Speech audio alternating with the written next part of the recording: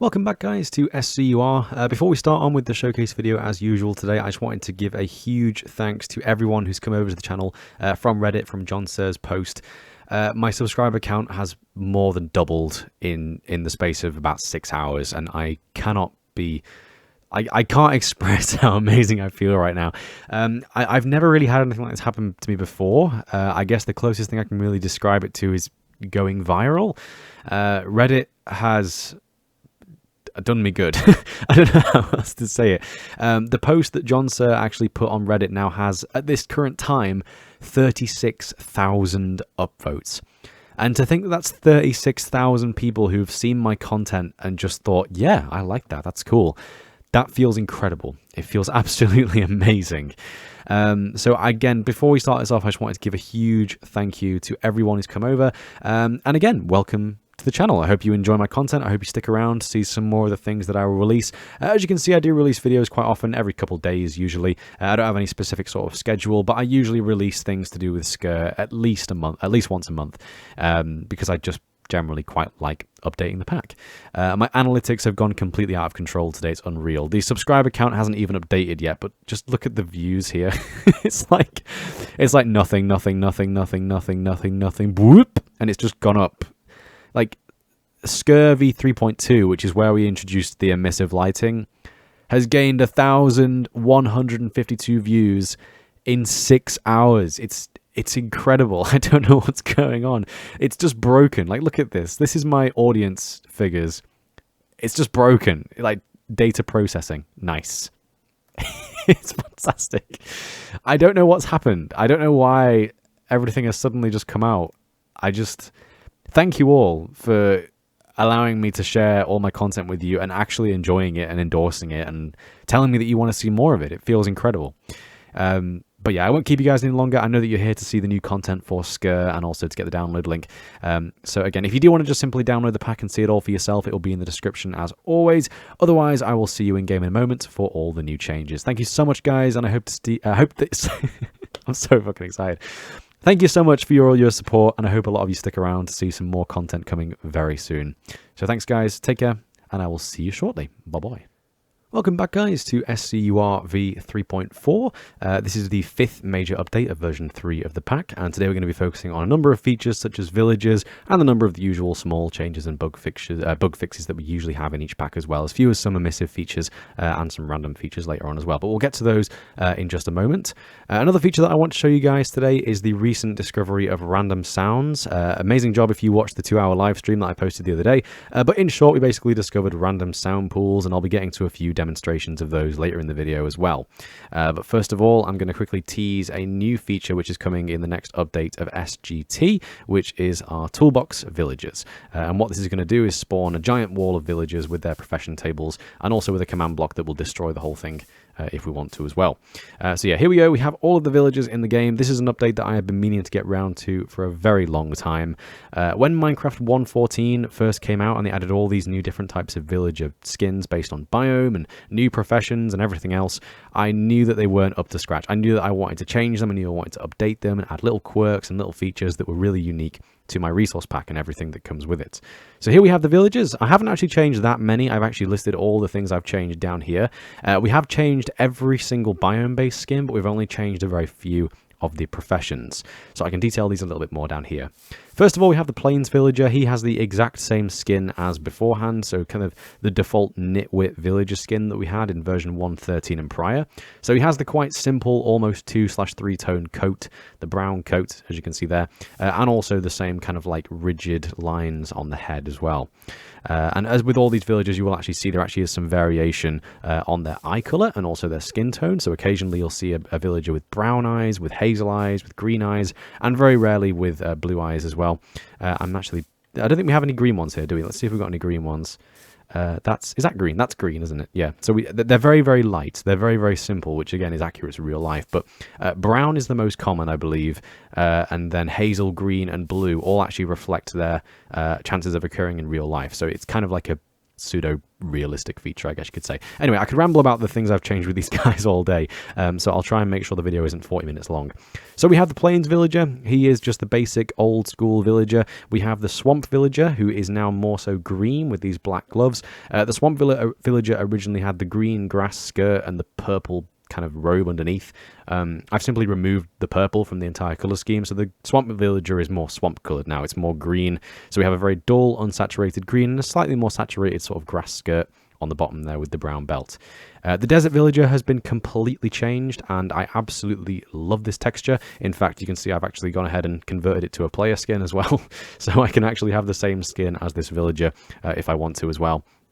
But yeah, so this villager has a completely new set of textures. Originally, the villager had bright neon orange and neon green intertwined with this amazing pattern. I've simply removed the neon colors, so it's more of a dull, less saturated, and more realistic texture. And I've added a very, very light purple underneath the yellow. And I think the very unsaturated purple contrasts the quite bright sandy beige color so well. I think it looks fantastic. We also have the Savannah Villager. The Savannah Villager now has the same headband that the Jungle Villager has, just kind of like the leaf headband. I just think it kind of suits this villager as well, to be completely honest. Now, originally, the Savannah Villager had like a red upper half and then like a browny yellow lower half. And again, I don't really see any reason why you'd simply add more color to a texture. I think the more, like the lesser colors you have, sometimes the better it actually looks.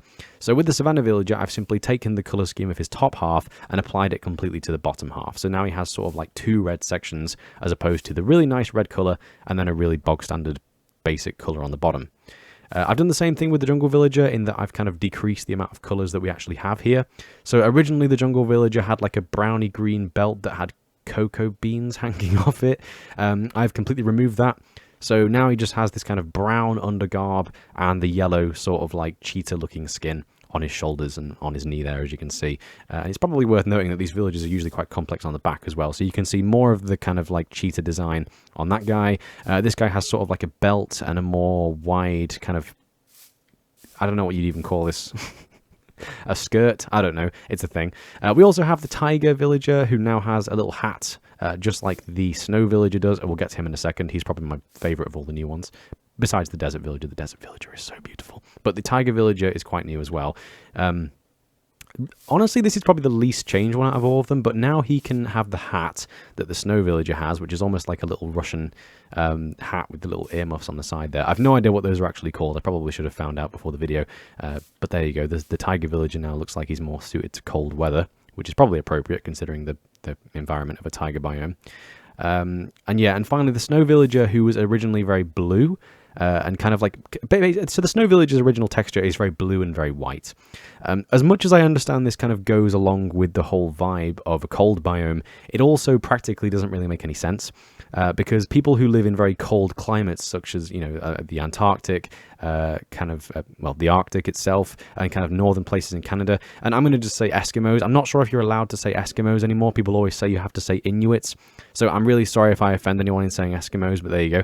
Eskimos / Inuits / cold biome villages, they need to be wearing something which makes a little bit more sense. So he has a very dark kind of alteration on the original blue skin. He still has this sort of like cloak that looks like it's made out of like an animal carcass going around him, but again, it's more correctly colored with the kind of beige as opposed to a bright white. And everywhere where there was blue on the skin beforehand has now been changed to this dark brown texture to make it look like he's wearing more of like a fur coat or like a fur cloak or something like that. And another thing worth noting as well is that with these four villages here, we have the desert, savanna, jungle, and tiger. There is a 50-50 chance that they will spawn wearing their hat. So if we go back over to this wall over here, you'll see some examples. So here we have the tiger. Here you can see a tiger villager with his hat, but these guys don't have a hat. We can see the savanna villager with the grass band. However, they can spawn without the grass band. And the same applies for the jungle, and the same applies for the tiger. Now, I could do this for the snow villagers, but unfortunately, I kind of made the decision that snow villagers would always be in the cold, and therefore it makes sense that they are more often wearing their hat. There are certain skins like this guy, who is actually a butcher. He actually has his hat overridden by this texture anyway. Same thing with the librarian, and these guys have unique hats anyway. So you will occasionally get a snow villager who doesn't have a hat, but that's more so because of his profession, like the glasses there override the hat. So yeah. Onwards with the professions as well, we also have the armorer, the toolsmith, and the weaponsmith. These guys have all been changed a little bit.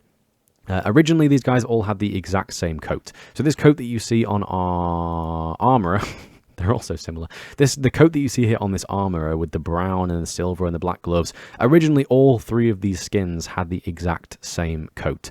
So I wanted to change them quite drastically. I've made it so that the toolsmith has sort of like a less saturated and more dull brown coat, and the weaponsmith simply just has a black coat, which is of course a reference to the old school villagers where you would find a toolsmith, weaponsmith, or armorsmith with like a black apron. So there you go. It looks a little bit more different now from the original textures, so it's more easily identifiable, and it's also a reference to the old school villagers as well. I've also made his eye patch darker, so it's more of a black color, manually filled in some of the gaps here where the texture was looking a bit strange. So there you go. Weaponsmiths are probably the more easily identifiable ones. Toolsmiths and armorers at this point were a little bit difficult to see the difference between. So what I did was I took the little blasting helmet mask thing, this kind of protection gear that the armorer had on the top of his head, and lowered it down over his eyes. I just think it looks really cool. I just think it looks really amazing, actually.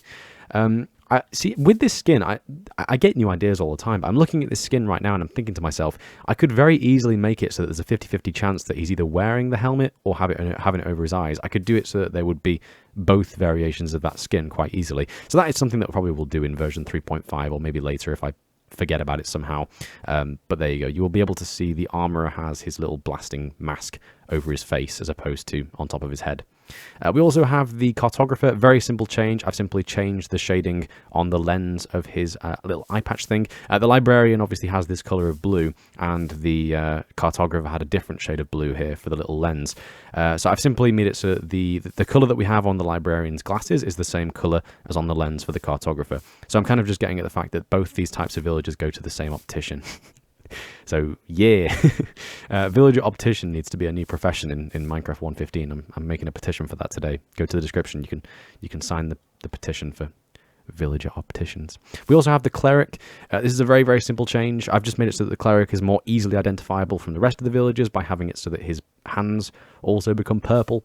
If we go over to the villagers here, the biggest issue with this one actually was to do with the Savannah Villagers. I found that the red is such a bright and kind of vibrant colour that when you had a Savannah Cleric, it would just look like he had massive red arms and then a tiny bit of purple behind it. So it wasn't very obvious when he was a Cleric. And by doing this, it just makes the Cleric a bit more of a unique skin. Honestly, a lot of the skins I feel could use this. We have things like the Weaponsmith who has these black gloves, same for the Armorsmith, but obviously we have the Butcher with his brown gloves. There are a few others, but most of the skins don't have any sort of gloves over their hands. So I might do a few more changes like this in the future. Of course, I will let you guys know if those changes do go ahead. But there you go, Clerics have more purple on them, so they're more easily identifiable as Clerics. With the Fisherman, a very, very simple change. The Fisherman skin has like a blue fish on his apron here. That is actually a callback to the fish pre-1.13, because Minecraft actually changed the blue fish to be like a white and more realistic cod texture. I am quite a nostalgia beast, so I actually like to have the old fish texture as well. So all of the cod textures, you know, whether it be the spawn egg or the cooked variant or the living variant or the bucket variant, they are all the old school fish. And if I actually get myself a little hole in the ground there, you'll see that the fish mob itself is even blue. So the fish mob, this is actually a completely original texture, just, you know, to fill in that gap. So even the mob variant of a cod is blue. So yeah, I quite like my old school textures and sounds, and you'll see that if you stick around on the channel for long enough. I do like some old things. So yeah. We also have the Librarian. A very, very simple change. I've simply removed the book from his head because as much as that was a funny gimmick when it first was released, I just think it's a bit dumb. And again, it doesn't really fit the kind of, you know, quote-unquote mature vibe of SCUR. So yeah, I've simply removed his book hat. So yeah, this is something I could very easily add in the future. Again, I could make it so that like 10% of villagers have the book hat, or like 50% of them have the book hat, or whatever. But for now, currently none of your Librarian villagers will have a book hat because I think it looks a bit dumb. So yeah, if you want me to bring that feature back, feel free to leave me a comment below and I will gladly consider it before immediately ignoring your consideration. I didn't expect him to be in front of my view when I zoomed in there, if being completely honest. Moving on from that now, aside from all the villager changes, we have some quite basic changes. Everything else that I'm going to showcase in the pack now is, again, quite simple. So yeah, if you want to go ahead and download the pack from my website, the link is in the description as always. And if you have any standard feedback, feel free to let me know what you think in the comments, or you can simply join the new Discord group and we can have a chat about it there instead. So first of all, we have the new Obsidian texture. This is a texture that I have very, very recently realized that I don't like. The texture for Obsidian has actually not changed in vanilla Minecraft for a very long time now, and I simply decided that I wanted to make a new one. I took the texture and color scheme of the new Obsidian that we've got in 1.14 and simply kind of mixed it with the old one. So I've taken the rough shape of the old Obsidian but applied a more vibrant purple to it with a more dark background. So Obsidian actually looks more varied now, and it just kind of generally looks a bit different. I can't really decide whether it's closer to the new one or the old one. I think it would probably be closer to the old one just because of the shape of it, but it's a very unique texture and I really, really like it. If we get ourselves a lighter, we can actually see how it looks with the portal as well. I think that the fact that the portal kind of fades into a very dark purple at the edges actually works really well with this Obsidian as well.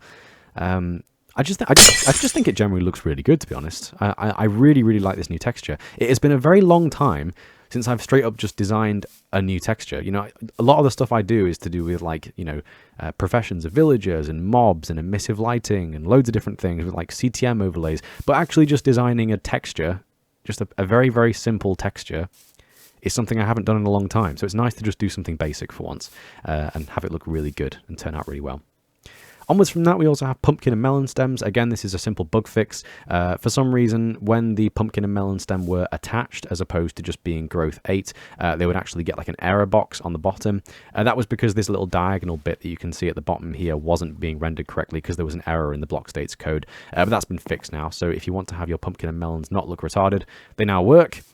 Apologies if I've just offended anyone who's retarded. That's probably a really bad thing to say. Bad Skaliber. You should get with the times. I'm so sorry. Please forgive me. I'm genuinely so sorry. Please forgive me. We also have the mushroom texture. I would actually like to credit Zartrix and also Toombe on this one.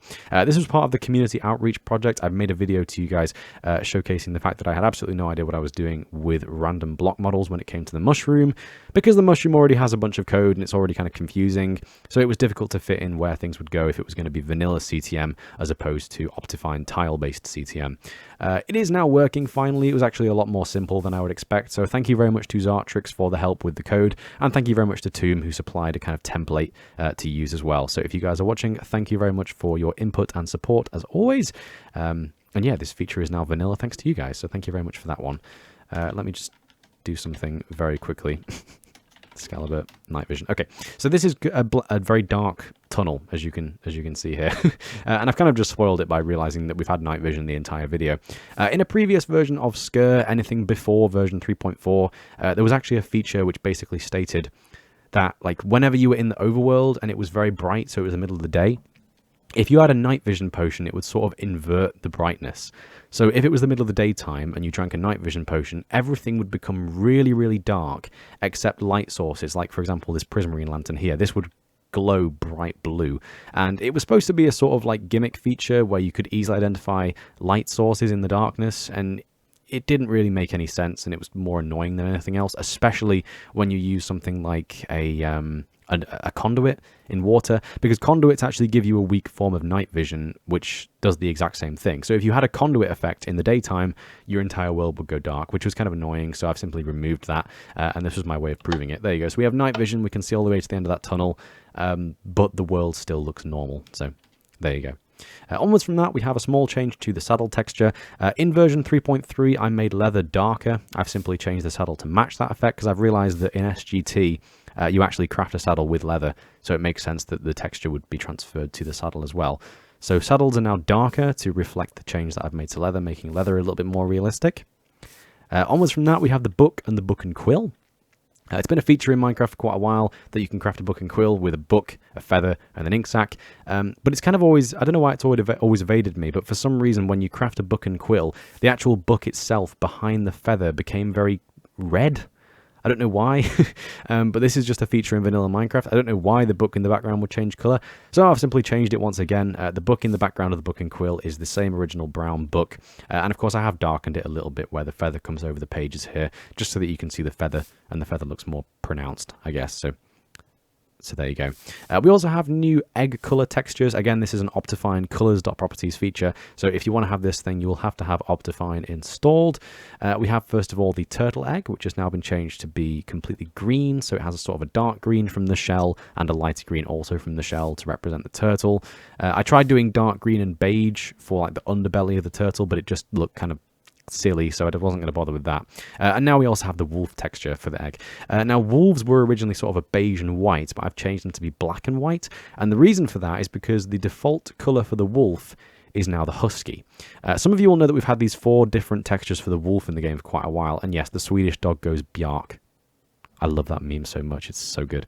But yeah, we've had these 4 different textures for dogs in the game for quite a while now. And originally the way this worked is you would have a wolf spawn in as the default vanilla Minecraft white wolf. And then when the wolf was tamed, it would become one of these 4 textures. I've actually recently discovered that with the wolf system, you can actually have one wolf.properties file. And as long as you have the same number of wolf, wolf tame, and wolf angry, it will use the same number for each 3 variants of the skin. Let me demonstrate this just quickly by getting a few of these things here as well. So if I go into game mode survival and I go effect, give Skaliber, not regeneration, resistance, and we'll do 100,000 or million even, 255 and true. So I now have resistance 255, so I basically just can't die. Effect, clear, Skaliber, strength. Okay, so if I spawn a few wolves in, I'm actually going to just give Skaliber wolf spawn egg 3. 1, 2, 3, 4. You will perfect, absolutely perfect. You will quickly see that these guys are, you know. So basically, when they're wolves, I lose my train of thought so quickly. I'm so sorry. When they're wolves, they will have one of the 4 random textures. These are currently, you know, wild wolves. If I punch them, they will keep the same texture but get the awful red glowing eyes effect. Now, this is an emissive texture, so if I was to do time set 1800, you would see that they are dark. That guy's not angry. I'm getting angry. Come on, bro. They look so funny. Let's see. I mean, I've got resistance, so I can just do this anyway. Time set 1800. So if I make it night... Ah, okay. Okay. So... believe it or not, this is actually my first time testing this, apparently. So basically, what's supposed to happen right now is we're supposed to have the wolves all have those emissive red eyes that you can see on the husky. But clearly it's not working. I wouldn't usually do this, but yeah.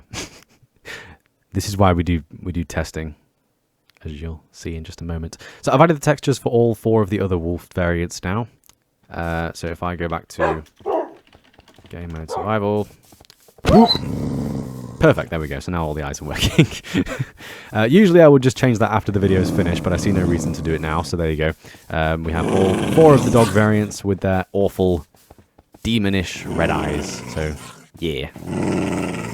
Anyway, the point I was trying to make, if I go back to game mode creative and do time set 6000, is that if I now tame these guys, they will retain their textures once again. So when they're passive, they will have one of 4 textures. When they're angry, they will have the same one of 4 textures. And when they're tamed, they will have the same one of 4 textures. So the mob will actually retain its texture even when it's angry and even when it's tamed. So you can tame this dog and it will keep its texture, and you can tame this dog and it will keep its texture once again. So basically, this is a really nice discovery because it means that we can actually use this feature to its full extent.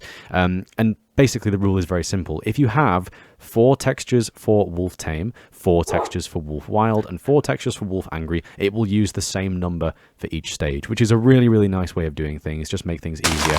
And it just kind of shows how the optifine guy kind of has all these things in mind, really. So, yeah. Just going to do function, Skaliber, buff. Nice. Okay, so going back to our textures once again, that's the wolves all done with. We also have a few other things to mention. For example, the Prismarine Lantern is now a... I've forgotten what the name is now. It's interpolated. That's the name. Yeah, it's interpolated. So basically, the Prismarine texture originally has, I believe, 5 tiles, maybe more. And what the tiles basically do is they show a little grey line pulsing out from the middle towards the edge of the lantern. It's very, very difficult to see. It's a very, very light feature. Usually this is more visible on the lantern, but I've simply changed it so that it's now a I've forgotten the word again. Interpolating texture. So it's now an interpolating texture, which means that whenever it changes frame, it gradually adjusts from one frame to the other by adjusting the opacity, as opposed to just simply clipping to the next frame. So it's become very smooth and transitional, as opposed to a quite jittery, stuttering texture, if that makes any sense. Optifine has also recently added a new feature for baby mob random detection. So, for example, usually when you spawn in mobs, there are multiple ways of deciding what biome a mob should be in to get what texture. For example, with the wolves here, if a wolf spawns in a cold biome, it will always be a husky. If a wolf spawns in a tiger biome, it will always be a German shepherd dog, and that just makes things a little bit more aesthetic. You can also now detect a mob based on its age. And when I say age, I mean whether or not it's a baby, because apparently age can mean multiple things with some mobs. For example, horses have varying age stats. There's weird features. So yeah, so basically whenever you have a baby chicken, it will now actually look like a chick. So I'm just going to get a few of these guys so you can see them. So yeah, very, very basic change. But yeah, baby chickens now look like chicks. I think they're adorable. So there you go. Cute chickens. We also have another change as well to sounds. The lighter now has a different sound effect. It's very, very simple light effect. There you go.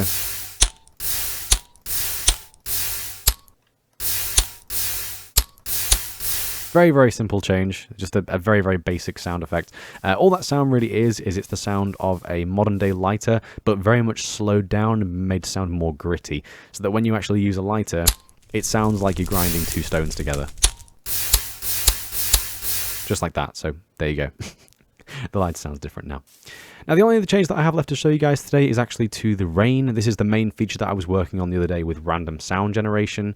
And the best thing I can really do is just let you guys see it for yourselves. So here we go.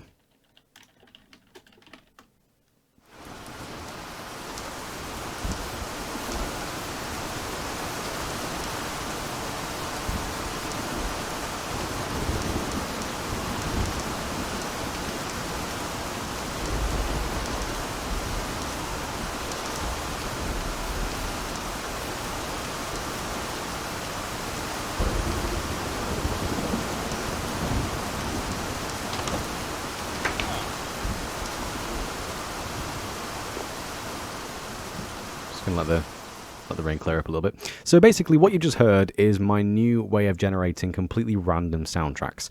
The rain sound is originally 8 different variations on rain sounds, and it can overlay all 8 of them at once. The way that the rain sound is generated is it actually picks a number of different sounds to play all at the same time. So when you're actually listening to the Minecraft rain, it's actually the same file played multiple times over and over again.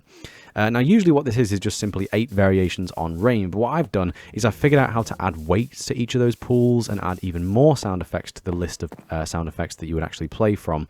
And basically, in layman's terms, the effect is beautiful. I think it's lovely. Whenever you hear rain sound effects now, it's one very basic rain sound, which is a bass rain sound effect, and you get occasionally added in little drops that sound like some, sounds like rain's hitting like a little puddle or something like that, and that happens very rarely. And you can occasionally hear thunder cracking in the background as well. It's not as loud as when it's, the weather is thundering when you get actual lightning strikes. So it's to give the impression that it's happening really far away, so far away that you can't see it, but far away that you can hear it still. So it's close enough that you can hear it, but too far away to actually see it.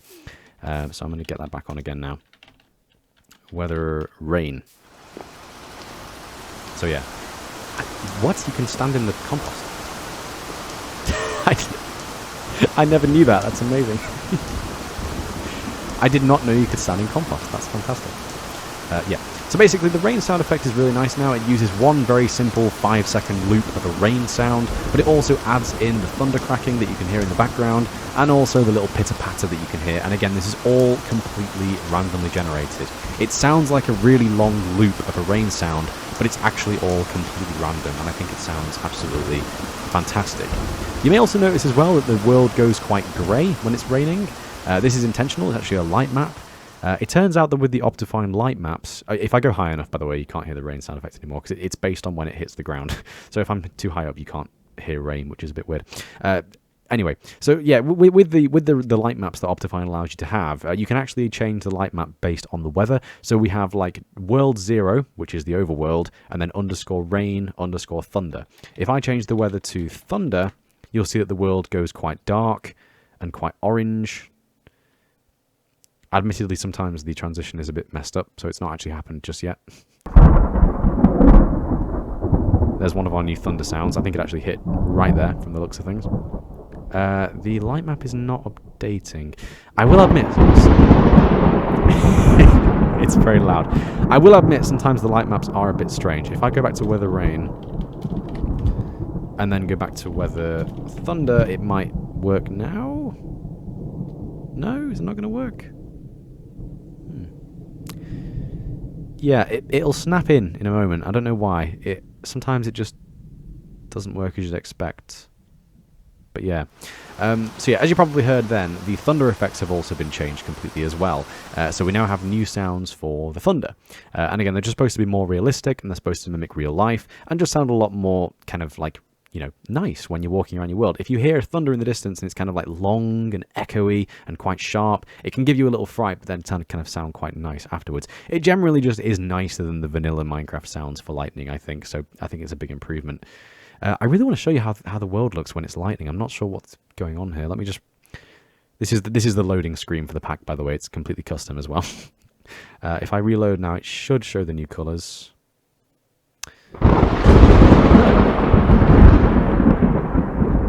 I have no idea why the lightning colours aren't working. Let me just go to the ground.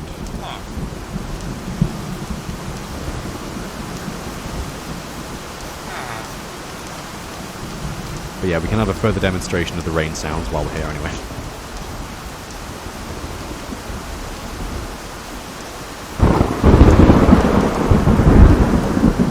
I've just figured out why it is. There we go, there we go. I swear some of you will be watching the video screaming, "You have night vision!" Okay, yeah, this is how the world looks when it's thundering. Again, I will very quickly remind you, this is midday. This is time set 6000. This is the middle of the day right now, and look how dark and how orange and how saturated everything goes. This is supposed to give the feel that while it's thundering, the air is very thick and very moist, and it sort of gives off that impression that it's, you know, you're in the middle of a huge thunderstorm. If I go back to weather rain now, you're going to see that things will go very blue and very grey to reflect the mood of rain. Perfect, there we go. Yeah, so this wasn't working before either because I had the night vision effect, so sorry about that. So yeah, the weather underscore rain overlay is basically a very dull, very unsaturated, bluey grey, and that gives the same, you know, kind of feeling that you get when it's raining, of just kind of downness, I guess you could say. So yeah, and then if we go back to weather clear, you'll see the contrast once again. Everything will go back to being bright and friendly and lovely. And there we go. And again, that was midday the entire time. If it's thundering and it's midnight, it becomes very dark, and it's very, very cool. So yeah. So anyway, that's just about every change I have to show you in SCUR v3.4. Again, I know I made a thing at the beginning of this video, but I would like to take a moment to thank all of you once again. If you are new to the channel and you did come from Reddit, from JonneSir's post, thank you very much for showing an interest in my content. You have no idea how nice it is to see all the amazing feedback from everyone. So yeah, thank you very much for joining the channel. I hope you look forward to more content. I will be bringing out more content in the next few weeks. I work on this stuff pretty much obsessively, so it's safe to say I'll have a new update of SCUR out at least every month. And I work on a few other things as well, such as data packs and also modded textures for like Quark and a few other mods as well, like Apply the Logistics, Thermal Foundation, and a load of other things as well. You'll just see. If you subscribe to this channel, I release loads of videos about texture stuff, Minecraft stuff, other video games all the time. So anyway, thanks very much for watching, guys. I hope you enjoyed the video. Again, you can download it from my website in the link in the description, as always. And if you have any recommendations for future changes using any of the features shown in this video or any other updates, please do let me know. And yeah, otherwise, I'll look forward to seeing you in the Discord or in the YouTube comments below. So thanks for watching, guys. I hope you enjoyed the pack, and take care, and bye-bye.